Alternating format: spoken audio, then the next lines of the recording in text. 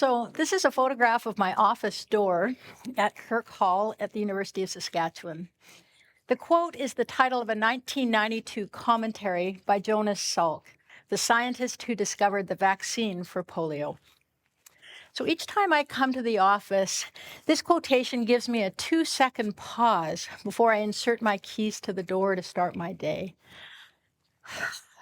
2-second pause. But frankly, it's done more than that. The quotation's given me pause to reflect on what I, as an academic, might leave for those who will follow. And I don't mean the papers, the presentations, or even the TEDx talks. Rather, I was thinking, how can I be a good academic ancestor? How can I leave the academy and our graduates more ready to tackle critical global challenges? I call myself a sustainability scholar. I conduct research, teach graduate students, and plan graduate programs in environment and sustainability. And from this vantage point, I see a growing list of global challenges, new education needs for students and researchers, and an opportunity to make change. So let's explore. So when I was a student, the midnight doomsday clock loomed large. Fears about the sustainability of people and the planet revolved around the nuclear arms race, population growth, pollution and pesticides, and persistent inequalities.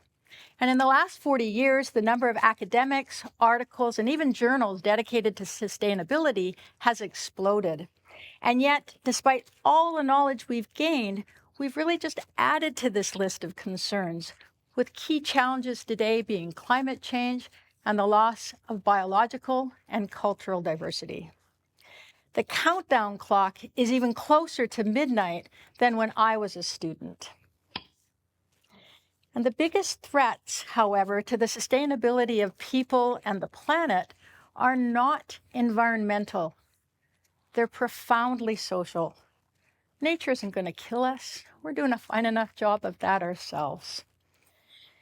But the drivers of unsustainability are the decisions that we make, the people, the processes, and the institutions that we create. These drivers lead to disruptions and devastation in our environments, our economies, and our societies. We need effective change makers if we hope for a sustainable future.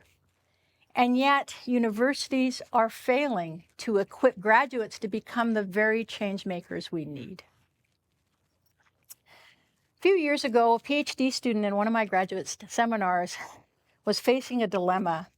Their approach to understanding long-term water availability involved examining the interconnections between human and environmental drivers at a regional scale and involving people from government, industry, and communities in the work.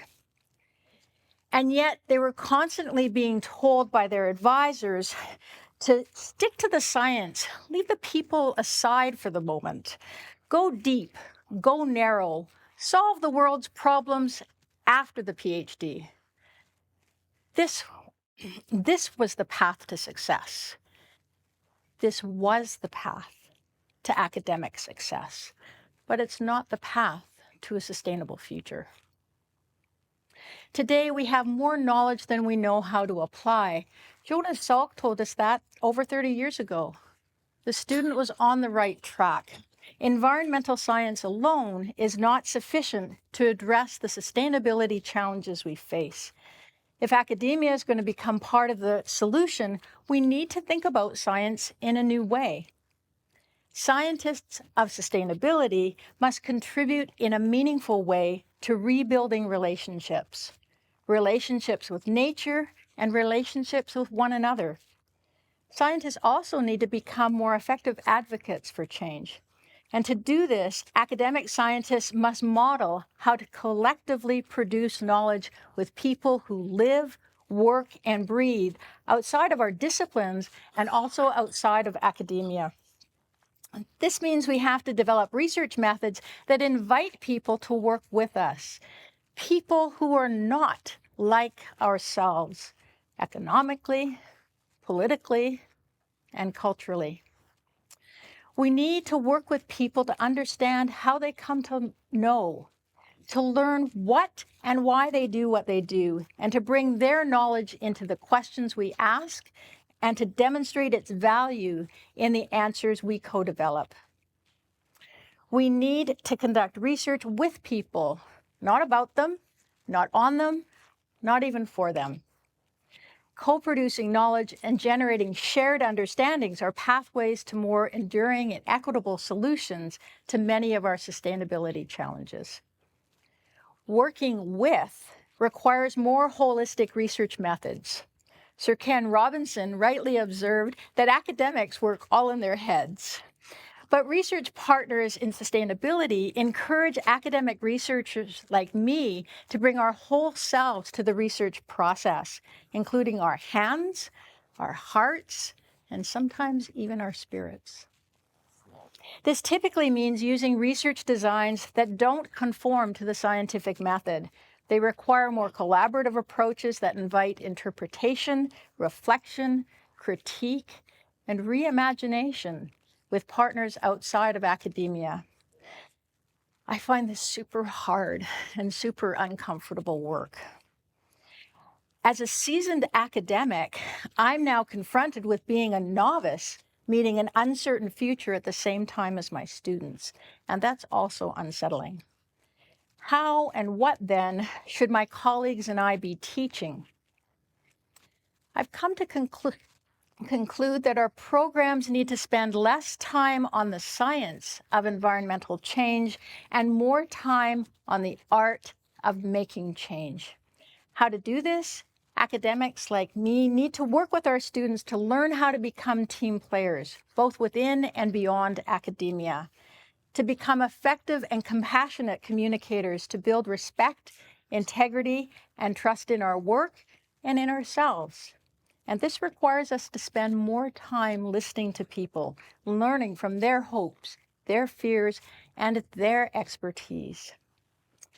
We also need to learn with our students how to become self-reflective and adaptive research practitioners, to critically question ourselves, our motivations, our approaches, and our learnings every step of the way, and to be willing to admit mistakes and then make change in our research practices in the midst of the work. That's a terrible thing to write into a grant application. But we need to learn how to become advocates for solutions that we co-produce. So advocacy is a 4-letter word in academia. I know, A-D-V, it's actually 8 letters, but that just makes it twice as bad. I'm not speaking about becoming activists outside of our expertise. Rather, we need to learn and teach how to leverage our expertise more effectively. The generic policy brief and the plain language report are wholly insufficient without a corresponding understanding of who does what in government, industry, communities, and even households, and really to use this understanding to improve the uptake of what we're learning. Many of the research skills graduates require today are new to academic researchers and don't readily produce the outputs that we traditionally value, such as high-impact publications, invited presentations, and most importantly, peer recognition. But not surprisingly, we teach what we know. So in academia, we continue to teach content knowledge related to environmental science. We assume that graduates need to become research experts and that the knowledge they've gained through the scientific method is superior to other ways of understanding and addressing sustainability challenges. But once students leave our programs, very few will become academics. They'll become the practitioners, the citizens, the voters, and the decision makers who'll be confronting sustainability challenges of a scale and scope we haven't even imagined.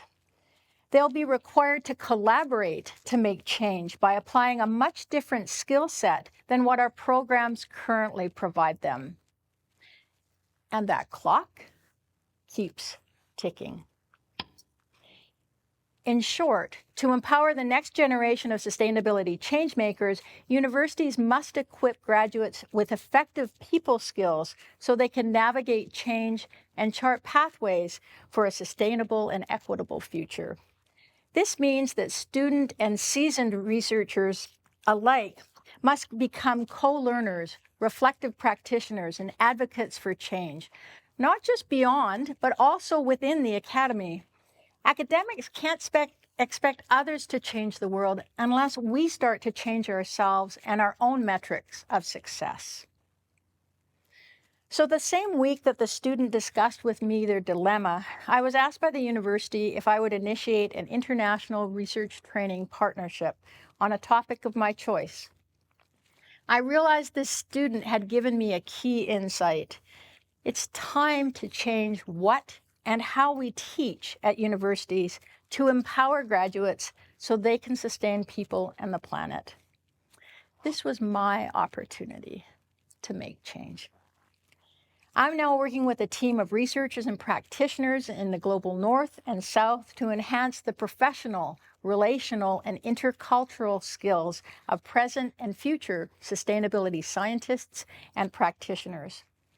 Our program, TransX, is geared to modeling new research practices that engage partners from government, communities, industries, and households. We learn together with each other through structured processes for co-producing knowledge and providing communication skills for participants to become better advocates beyond and within the academy. In time, I hope the skills we'll learn will become embedded in our graduate programs, and our efforts won't just change the lives of individuals, but will also make change in our academic institutions. Will this make me a good academic ancestor? I don't know. I won't be around to tell. But I can tell you that I intend to continue to work with students to change the perceptions of what makes for good research and practice, and ultimately to empower us all to push back the clock towards a more sustainable future. Thank you.